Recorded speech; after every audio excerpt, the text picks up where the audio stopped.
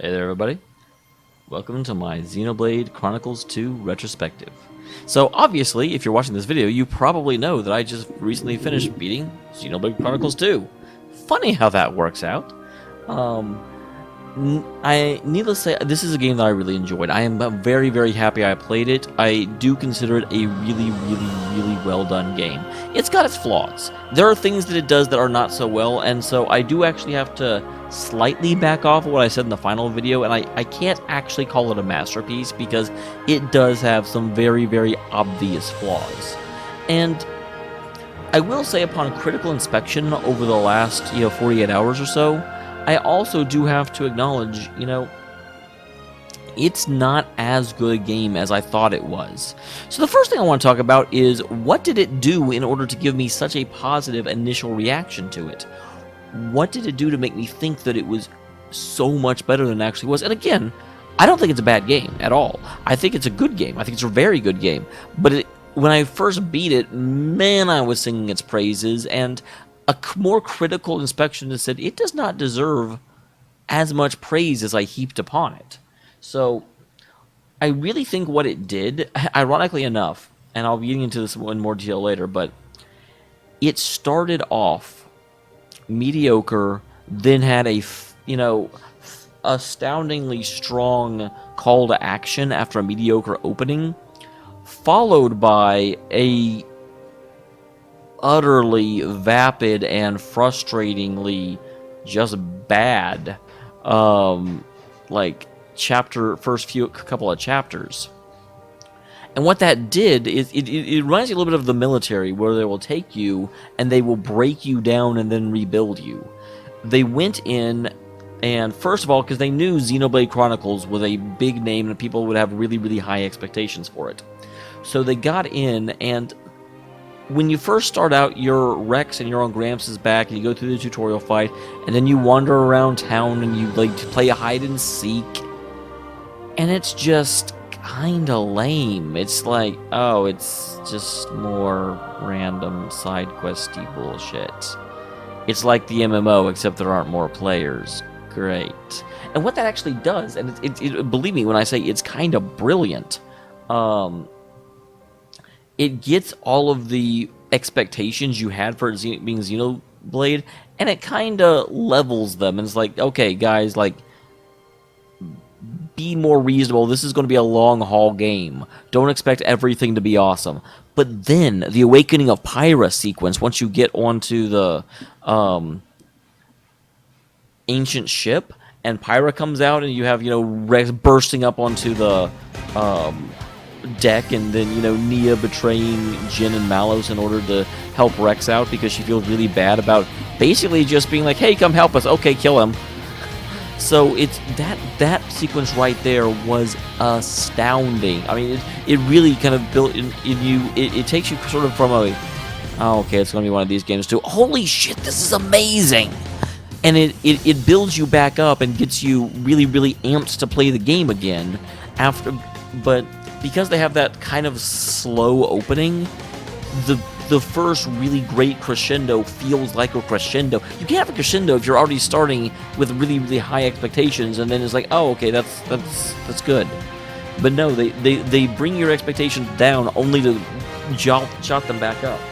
And then what happens after that is the stupid meeting Tora, getting Poppy activated, which is a bunch of stupid fetch quests that just made me really upset. And then having the whole, oh, she's a robot maid thing, and it's just, it's frustrating, and it's tropey, and it's not something that I enjoy, and it was overdone, and I didn't like it. And then we go right from that to stupid Tora's grandfather, and fighting against Lila, and more stupid maid bullshit, and a massive maid. I'm just like, I don't give a shit about maids. And that sunk my enjoyment of the game so far, and it got to the point where I honestly may have put the game down. In fact, if I had been off stream and they hadn't had the Pyra sequence that was so good, I can damn near guarantee you I would have been like, okay, this is one of those, Japanophilic games that just loves maid cafes and blah, blah, blah, and whatever, I'm done. But I was playing it for you guys. I was playing it on my YouTube channel. I persevered.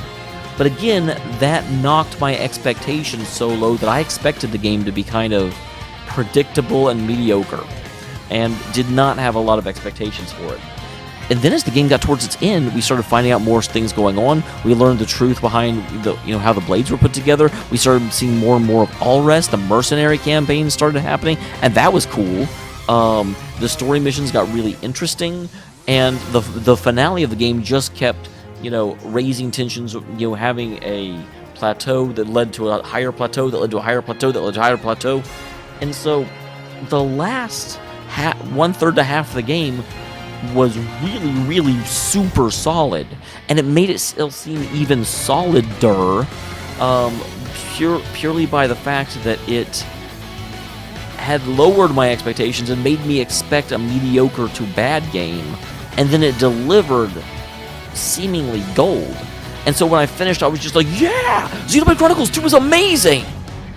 But then I have to go back and I remember, wait a minute, there were parts of this game you fucking hated. Like, you can't call it a masterpiece when it has all of that stuff. You can't call it a masterpiece when you literally, I won't say I dreaded playing it, but I definitely was not excited to play it during certain periods. Like, no, this is not a great, I'm not going to say it's not a great game, but it's not a flawless game. It's not a game by which we should point at others and say, you should make games like this. There are great parts of it. There are fantastic parts of it. But it's not as good a game as I said it was previously. So, where are the areas that it really triumphed? The first one is the characters. I think all of the characters in Xenoblade Chronicles 2, at least the playable characters, are solid. And a lot of the NPCs are as well. Rex does have the Lloyd Irving problem of where he's just hopelessly enamored with the idea that everything is going to work out, and somehow it does. That's a little frustrating, but I do have to say they actually make Rex they really handle that a lot better than a lot of games do.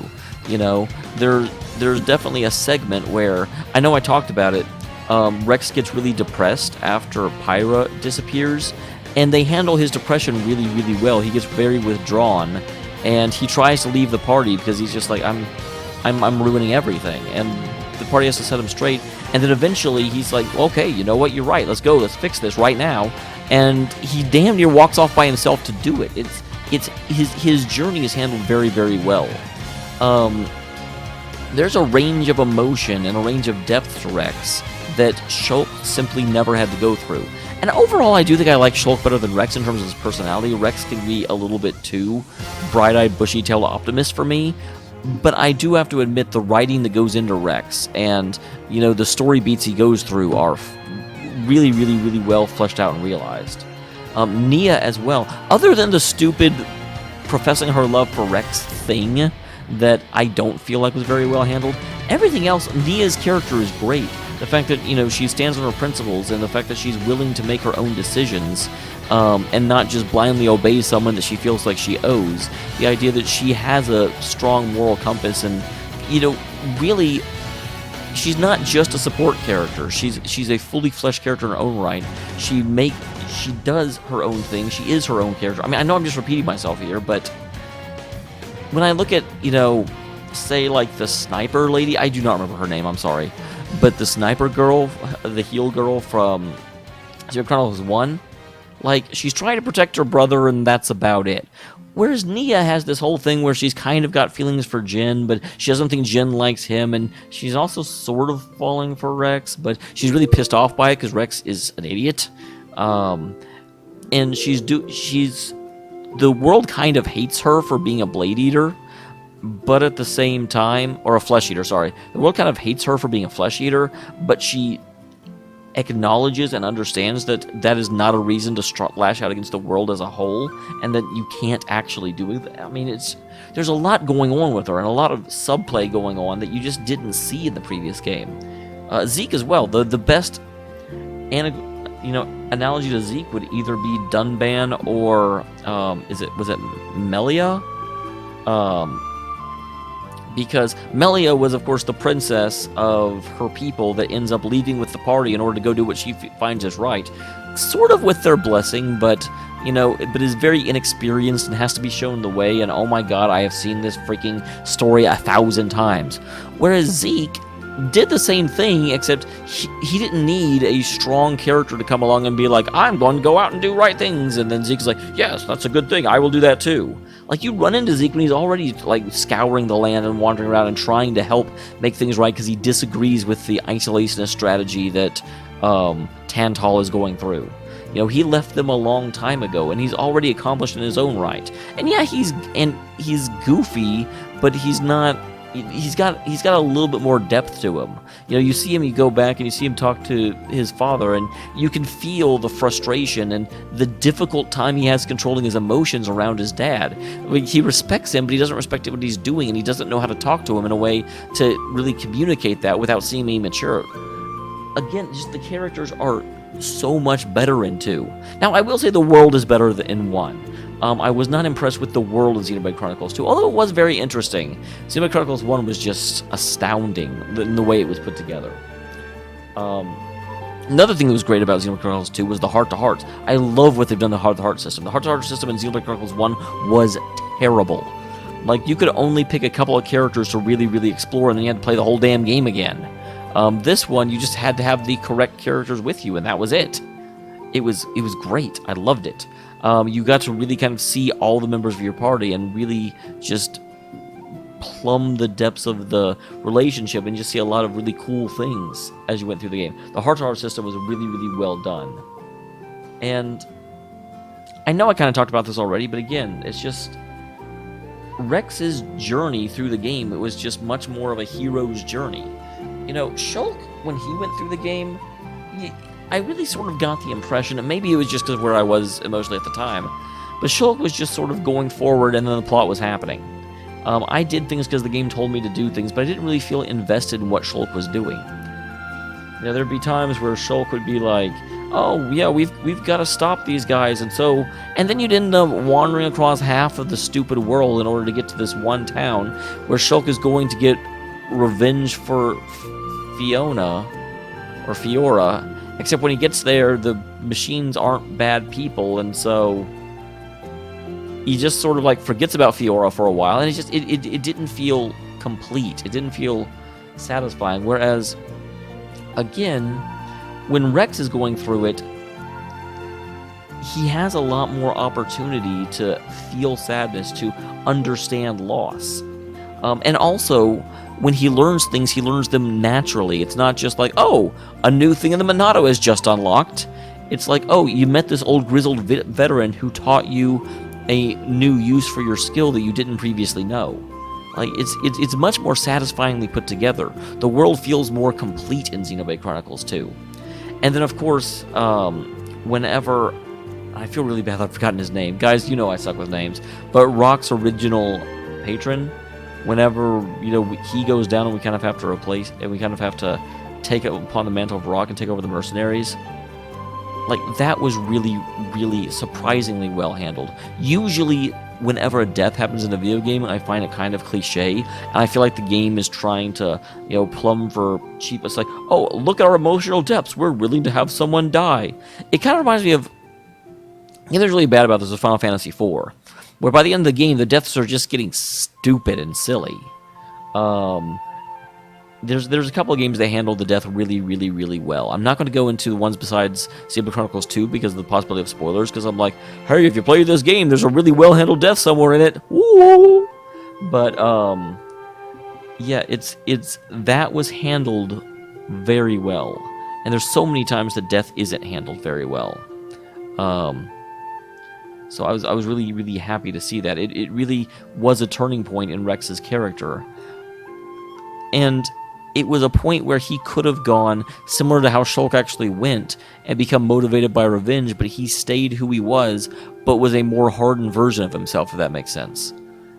Now that said, those are the good things about the game. There are some bad things. Oh my god, the hypersexualization of this game really, really, really bothered me.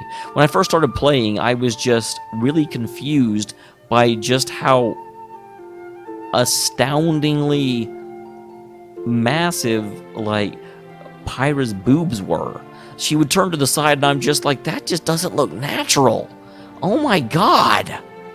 And then as you go through the game, you run into, like, I would say easily 70% of the rare blades are beautiful women in this game, and it's kind of ridiculous. And what's even more strange is that the blades all seem to naturally fall in love with their drivers, but yet, except for Rex, we never hear of a driver having a romantic relationship with his blade, despite the fact all the blades are, like, astoundingly hot.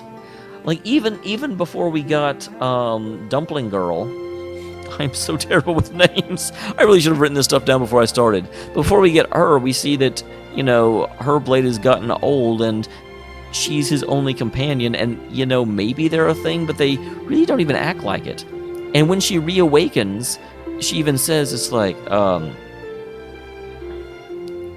you know, I'll fulfill your every need, at least in battle. So it just kind of goes to show you that her natural disposition is that she's not interested in romance or anything, which is odd because she's the one character that we kind of had confirmation had a long-term relationship with her driver outside of the blossoming relationship between Rex and Pyra/Mithra.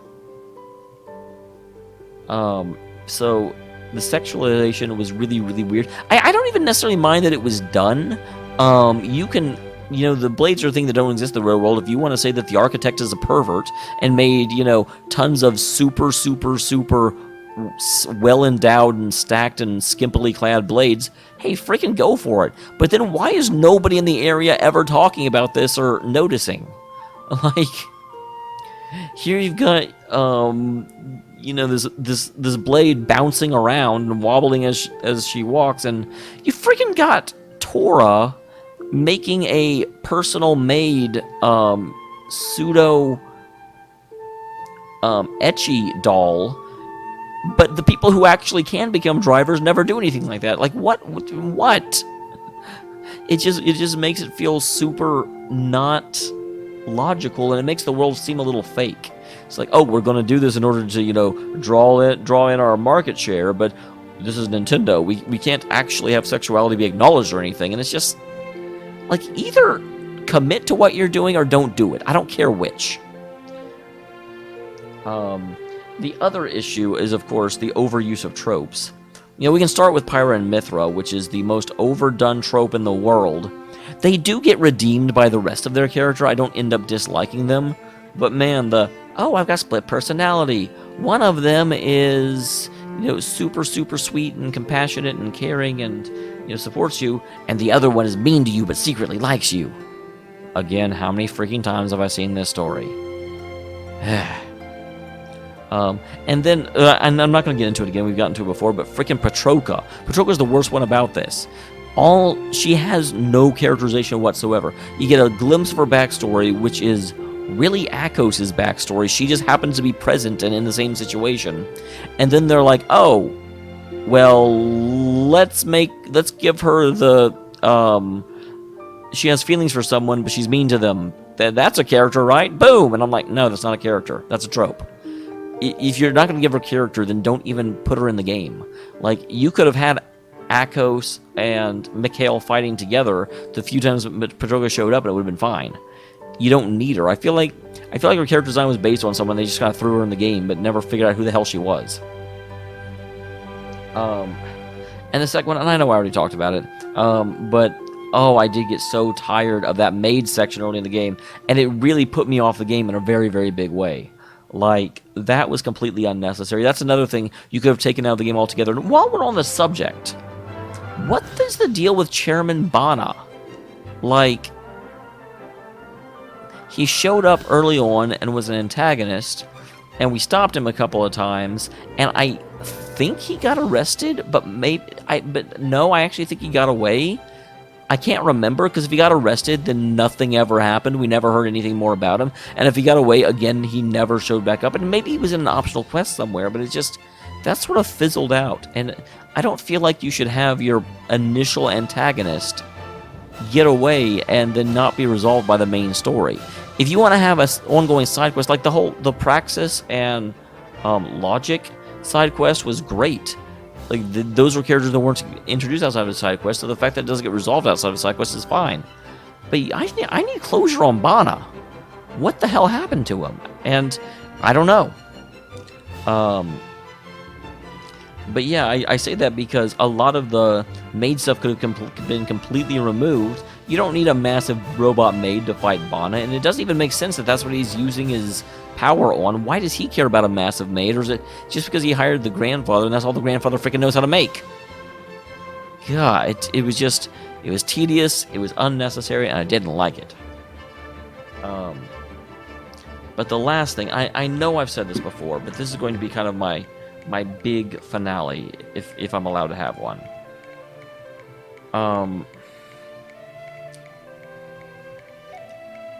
At the end of the day, you might not like a game. There might be things in it that piss you off. There might be things in it that you just don't feel like, are your cup of joe, and you really wish weren't in the game. There's definitely things in this game that I wish weren't in the game. But I really feel like people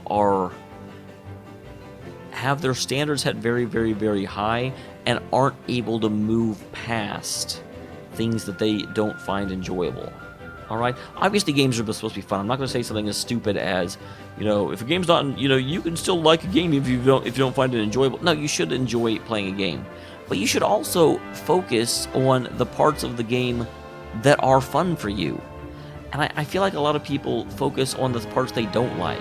They'll get, distracted by all the Japanese weebiness that goes on in the game.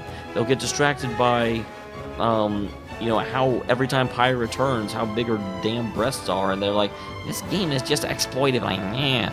And you know what? Maybe that is something you can't get past.